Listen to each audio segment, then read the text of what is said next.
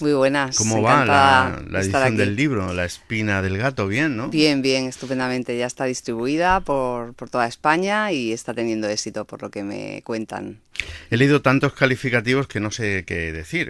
La verdad que me falta un poquito del final. Es apasionante, se engancha uno a la espina del gato.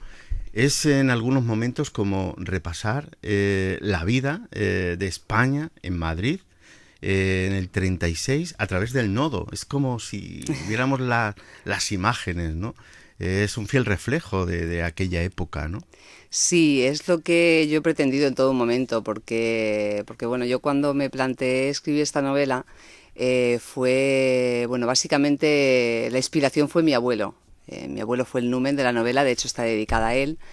Y fue porque, bueno, mi abuelo vivió muy de cerca aquellos acontecimientos en Madrid, porque era guardia de asalto. Y el guardia de asalto, bueno, pues para quien no lo sepa, era pues un cuerpo de élite que creó la República. Eran hombres muy preparados, mental y físicamente, y se dedicaban a eso, a defender la República y a estar siempre en manifestaciones, es unos antidisturbios de hoy, ¿no? Y entonces vivió muy de cerca pues todo lo que fueron las manifestaciones, disturbios, revoluciones que hubo previos a la guerra. Y estando en Madrid estalló la guerra. De hecho, bueno, uno de los detonantes de la contienda fue que mataron al teniente Castillo, que era un Ujú. teniente de ese cuerpo, de ese cuerpo de seguridad. Y bueno, pues él estuvo ahí presente en la muerte de su teniente Castillo, estuvo en el asalto del cuartel de la Montaña, estuvo en los fusilamientos de los generales que se atrincheraron en el cuartel de la Montaña, Fanjul y Quintana, estuvo escoltando sus cadáveres hasta el cementerio, estuvo en todos esos acontecimientos que surgieron ahí, y de hecho fue uno de los primeros que salieron en las primeras compañías que fueron al frente. Entonces él me contaba, pues eso, historias de la guerra, me iba contando, pues esto, lo otro, y yo siempre lo tomaba como, bueno, batallitas, Ujú. batallitas Del del abuelo. abuelo, sí, batallitas del abuelo, que no le haces mucho caso porque te parece como que, bueno, hace tanto tiempo que no lo ves, no lo ves cercano a ti, ¿no? Entonces casi que te conmueve más una película que veas que la batallita que te está contando tu abuelo. En ese caso, yo siempre lo digo, aunque parezca fuerte, hemos cosificado a nuestros abuelos. Los veíamos, bueno, pues como cosas, ¿no? Lo que Ujú. nos contaban, no nos conmovía para nada. Pero un día resulta que, bueno, ya cuando tenía yo cierta edad, me cuenta de un momento de esa guerra, estando en Madrid, que tienen que recoger a cadáveres de niños descuartizados porque una bomba había caído en un grupo escolar, ¿no? Que se llamaban entonces así. Y en ese momento yo vi un gesto diferente en mi abuelo, fue como si se abatiese, ¿no? Un Ujú. gesto de amargura total, y luego vino un silencio. Y ahí en ese momento yo me di cuenta de que ese hombre, que era mi abuelo, había vivido un infierno real. O sea, que no era imaginario, no era de película, no era una batallita de abuelo, era real, él lo había vivido, ¿no? Y que era una persona muy cercana a mí. Entonces, en ese momento sufrí una revelación. Dije, yo tengo que escribir sobre esto, ¿no? Tengo que escribir sobre este tema porque es que fue antes de ayer. Cuando me puse un poco a documentarme me di cuenta de que existían cosas que nos puede llamar mucho la atención ahora, que existan, como por ejemplo películas de Mickey Mouse, de Betty Boop, ya existía el Mundial de Fútbol, ya existían los neones, los preservativos, el Corte Inglés, o sea, cosas que a lo mejor a nuestra edad dices, bueno, la guerra civil parece que es la Edad Media, pues no, fue antes de ayer, ¿no? Y la historia esta, por ejemplo, la cuenta una abuela que podía ser perfectamente la nuestra, ¿no? Y Ujú. cómo pasa de ser una niña súper mimada por sus padres, por sus abuelos, al más absoluto abandono. Entonces eso, yo me di cuenta de que ahí faltaba algo, ¿no? Yo tenía la época, sabía que quería escribir sobre esa época, me empecé a documentar, a investigar. Gracias a Dios tenemos muchísimos Es documentos, verdad. informes, Ujú. fotografías de la época, muchísimo de todo. Y una de las cosas que me llamó mucho la atención fue testimonios de niños que habían vivido la guerra y que habían vivido como en jaurías, sueltos por Madrid, sin un apoyo adulto, sin nada, ¿no? Ellos, a lo mejor su padre estaba en la guerra, su madre había desaparecido o estaba muerta, de repente se encontraban solos y se juntaban en barrios de Madrid y vivían pues salvajemente, buscándose la vida, comiendo lo que podían, abrigándose como podían, se cuidaban unos a otros. Y a mí esos testimonios me impactaron un montón. Entonces dije, a ver, yo tengo que escribir algo sobre la época y bueno, un poco relacionado con la infancia. Ujú. Así que bueno, tenía Una los niña, personajes una y niña tenía... que se hace adulta, pero como, Sí, no sé si miles, pero cientos de niñas, ¿no? De aquella sí, época. sí, Es sí, el como... reflejo fiel Sí, de muchas de familias. muchísimas. Es que yo cuento una historia aquí, pero es que hay tantas historias Ujú. prácticamente iguales, porque todos hemos oído historias que de verdad las escuchas y dices, esto parece ficción absoluta, pero no lo es. Fue tremendo y Y fue real, desgarrador, ¿no? Porque ir desgarrador. perdiendo al padre porque se va a Sí, las milicias, en la guerra que sí. destroza todo, ¿no? Sí, sí, lo destrozó absolutamente todo. La niña, de hecho, pues eso, era una niña muy velada, muy mimada. Sus padres eran maestros porque ella pertenece a lo que fue la incipiente burguesía de la Ujú. época, ¿no? La clase media. Los padres hicieron magisterio y la República había dignificado sus sueldos, ¿no? Y entonces, pues, ella pertenecía a esa clase y tenía un futuro prometedoramente feliz. Pero de repente estalla la guerra, el padre se va al frente, se hace miliciano de la cultura, que no sé si conoces un poco el tema. Los milicianos de la cultura eran profesores que se iban al frente y a la vez en los ratos libres enseñaban a leer y a escribir a los Ujú. chavales a los milicianos, ¿no? Y tuvo muchísimo éxito, o sea, aprendió muchísima gente a leer y a escribir por ellos. Y bueno, el padre eso se va al frente, la madre desaparece en circunstancias raras, los abuelos son evacuados a Valencia, de la noche a la mañana se queda sola, se queda absolutamente sola. Y entonces se encuentra con otro chico que se llama Isidro, que es de clase alta, y la clase alta fue descastada en Madrid. Ahí simplemente hacía falta bueno, vivir un poco bien o tener un coche para ser considerado de clase alta y que te apiolasen, ¿no? Ujú. Entonces, bueno, Isidro se queda también solo, bueno, se queda con su abuela, que está medio loca, pero que es como si estuviera solo. Y bueno, y Ventura que huye de su colegio, pues eso, para que no le lleven a Rusia, ¿no? Que es lo que él piensa que van a Ujú. hacer con él. Entonces se juntan los tres en la ciudad y sobreviven a la manera que les permite la vida sobrevivir. La niña se aferra a que sus padres van a volver un día y que todo va a volver a ser como siempre. Se agarra mucho a una frase que dijo su padre, que es que cuando termine la guerra brindaremos con champán. Y ella durante los 3 años está fija en esa idea, ¿no? En que la guerra termine y brindar con champán.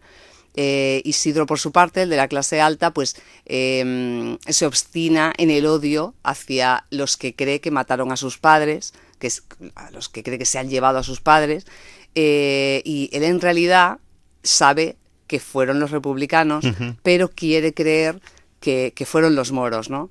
Quiere creerlo porque también su abuela le dice, es lo que tienes que creer para sobrevivir en Madrid, Claro. ¿no?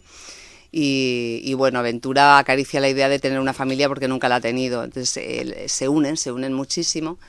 Y bueno, va pasando un poco el tiempo de guerra y los niños estaban muy politizados en esa época porque, bueno, pues sabes que en Madrid no todos eran republicanos, o sea, ahí se juntaron, por parte de la República se juntaron comunistas, anarquistas, republicanos, socialistas, y entre ellos se llevaban fatal.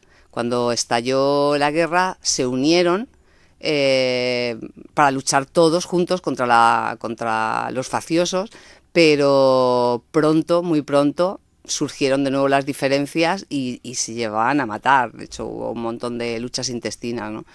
Y en ese mundo cerrado que era Madrid y que había, pues eso, todos estos grupos, a los niños los captaban. Ujú. Captaban, había, pues eso, hacían grupitos en los que a los niños les hacían divertirse, publicaban un montón de tebeos, que todos estaban, vamos, eran sumamente políticos, o bueno, pues proclamas, los llevaban a mítines, etcétera, ¿no? Y al final acababan todos, pues eso, ¿no? Muy politizados. Y bueno, en ese contexto ellos se meten en un grupo anarquista, y se les ocurre, o sea, finalmente cuando acaba la guerra, ellos no pueden asumir que ha acabado la guerra, Claro. no pueden asumir que haya acabado la guerra como no quieren que acabe, y entonces se les ocurre una idea peregrina. Pero bueno, ya no cuento más, No, te iba a porque decir, si no destrozo la novela. ¿A ti personalmente te gustan los gatos? A mí me encantan los gatos, sí. Me gustan mucho los gatos. Es una novela emotiva, pero decía yo antes lo del nodo porque, bueno, hay un absoluto rigor. Te habrá costado mucho tiempo, ¿no? El ir Sí. cuadrando, porque es una narrativa que cuenta un poco la intrahistoria nuestra, ¿no? Sí.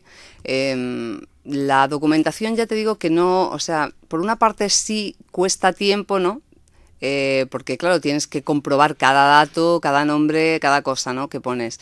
Porque además es una novela que está perfectamente adaptada, está encajada perfectamente en los hechos que ocurrieron. O sea, si por ejemplo un día nevó o un día llovió, hizo frío, calor, está reflejado. Si el 23 de octubre fue el mayor bombardeo que tuvieron, está reflejado. Si fue por la mañana, tarde o noche, hora por hora. O si, no sé, o si ponían, por ejemplo, la pisonadora de Mickey en el Actualidades y a qué hora. Si cortaban el agua de 10 a 12 en el barrio Salamanca. O sea, todos esos detalles están milimétricamente plasmados en la novela, ¿no? Entonces, pues eso sí me costó, claro, comprobar cada dato y cada cosa que ponía. Pero bueno, por otra parte, cuando te metes en una historia, te metes y vamos, y no te cuesta, porque una cosa te va llevando a la otra, es muy interesante. Sí, van saltando un poco de modo natural, Claro, ¿no? de modo natural, sí, y te interesa tanto que no puedes parar. Fue casi un vicio. Es, creo, la tercera novela tuya, Sí, ¿no? es la tercera. Piel de camaleón, Ego y yo, que sí la he leído, que fue Premio Jaén, ¿puede Premio ser? Jaén de novela, sí. Y esta, que no tiene nada que ver, me temo, con No, las no, dos anteriores, nada, ¿no? absolutamente nada que ver. Es un cambio de registro absoluto. Las otras dos versaban más sobre la juventud, ¿no? Sobre esa maraña, esa visceralidad de la juventud, ¿no? Que a mí me interesaba mucho verla desde este punto ya de adulta, ¿no? Meterme otra vez en la juventud, verlo desde la cierta distancia. Y no tiene nada que ver. La narración, además de las otras dos, es muy airada, muy vehemente. Y sin embargo en esta, pues claro, al tener que meterme en una señora de 80 años, pues me he tenido que calmar. Y la narración es mucho más calmada, claro. Sí, tiene poco que ver. Aparte de que, bueno, el tema tampoco es muy afín, porque en La piel del camaleón se trata sobre cómo ser nosotros mismos, ¿no? Cómo llegar a ser nosotros mismos. En Ego y yo le doy una vuelta de tuerca y digo, bueno, siendo nosotros mismos tampoco nos quedamos un poco cortos, ¿no? Necesitamos ser más personas, ¿no? Ahí le di un poquito de vuelta de tuerca. Y esta, en cambio, pues no tiene nada que ver. Valores testimoniales hay, ¿no? Sí. Porque aunque la narración, me imagino que la niña es anónima, ¿no? Sí. Niña, mujer, adulta, Sí. es anónima. Pero Sí. hay una narración que tiene...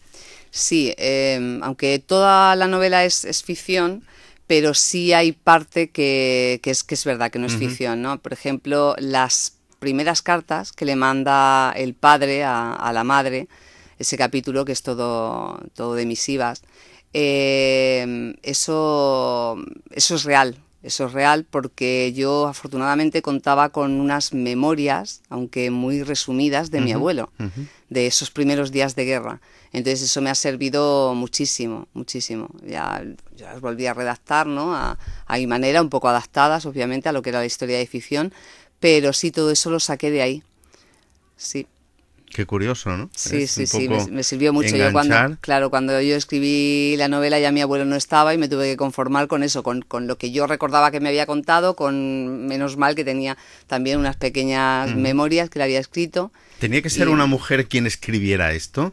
Es decir, quien relatara todo. Sí. De esos tres amigos. Sí, en este punto sí, porque la mujer porque es la niña pequeña, y entonces a mí me interesaba también darle ese punto, ¿no? De lo que es una niña, que es mucho más vulnerable en lo que es la guerra civil, ¿no? Un niño, quieras que no, pues se buscaba mejor la vida en aquellos tiempos, ¿no? Pero encontrarse de repente una niña tan pequeña sola en Madrid, es lo que me interesaba, esa idea de ser tan vulnerable, ¿no? En un mundo en guerra, en un mundo de adultos y un mundo en guerra. Uh-huh. Bueno, no te puedes quejar, ¿eh? Te están calificando la novela como una trayectoria literaria ya impecable, la Almudena Grandes del siglo XXI. Va todo bien, Yolanda. Sí, va de todo momento. bien. Va todo bien. De momento sí, estoy recibiendo buenas críticas, a la gente le está gustando mucho. Yo tenía un poco de miedo con esta novela por lo que te digo, el cambio de registro, ¿no? A ver, los lectores de las otras dos pueden decir, ¿y esto? ¿Cómo es esto, no? Yo me esperaba otra cosa. Pero bueno, yo empecé a escribir por un reto y tengo que retar también a los lectores, o sea, el que no quiera que no me siga, ¿no?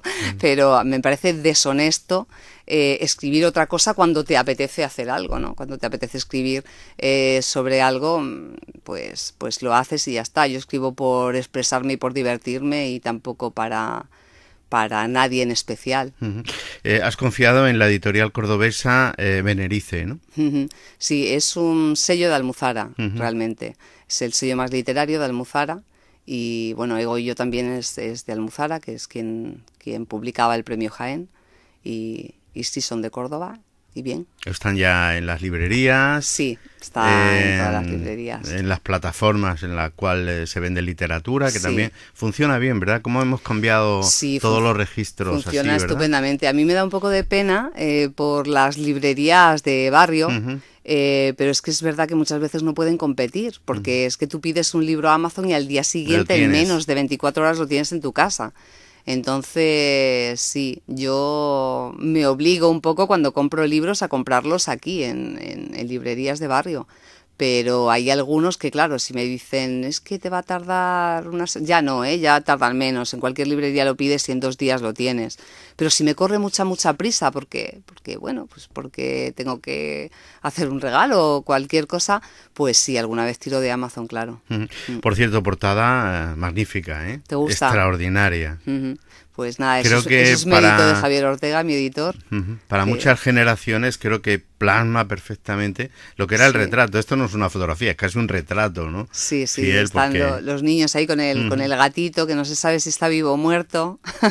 Es que lo de los gatos en Madrid, pues es curioso, ¿no? Lo que es La espina del gato, el título, a lo que hace referencia es a muchas cosas. Primero, la espina que se le queda clavada a la niña, sí. El día que está en la calle con su padre, sufre de cerca un bombardeo, y entonces ese trauma ella lo identifica como una espina que se le clava, ¿no? Que 70 años después le sigue molestando. Es recurrente, porque creo que cuando esperan en la cola en el supermercado que le den la comida, dice la niña que tenía mucha, ¿no? Le dice la madre, calla, sí. Así bajito, no digas nada, porque ¿cómo vas a alimentar a los gatos, ¿no? Sí, hay muchas referencias a los gatos por eso.